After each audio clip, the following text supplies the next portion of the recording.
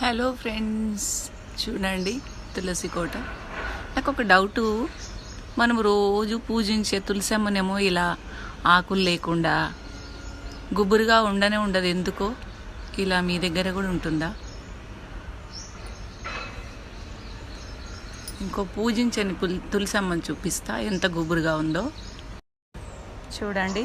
పూజించని తులసమ్మ ఎంత పెద్దగా, ఎంత గుబురుగా ఉంది. మరి మనం పూజించే తులసమ్మ ఎందుకు అలా ఉంటుంది? ఇంకో తులసమ్మ, విష్ణు తులసి, లక్ష్మీ తులసి, మా మల్లె తీగ, రోజా చెట్టు. నేను పూలన్నీ కోసాను, పెద్దగా ఉంది. శంకు పూల తీగ, మందార చెట్టు.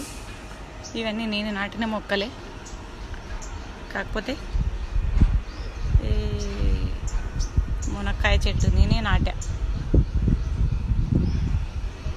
మందార చెట్టు, ఒక మందార చెట్టు ఊరు నుండి తెచ్చాను. ఇది కన్నీరు చెట్టు, ఇవన్నీ నేనే నాటాను. రామ సీతాఫల చెట్టు, సీతాఫలాలు అయినాయి, తిన్నాము, మళ్ళీ పూస్తుంది పూత. ఇది మా గార్డెన్. ఇది పత్రి చెట్టు, శివుడికి ఇస్తాం కదా, బిల్వం చెట్టు. ఇక్కడ మునగ చెట్టు ఎంత పెద్దగా ఉంది, నేనే నాటా.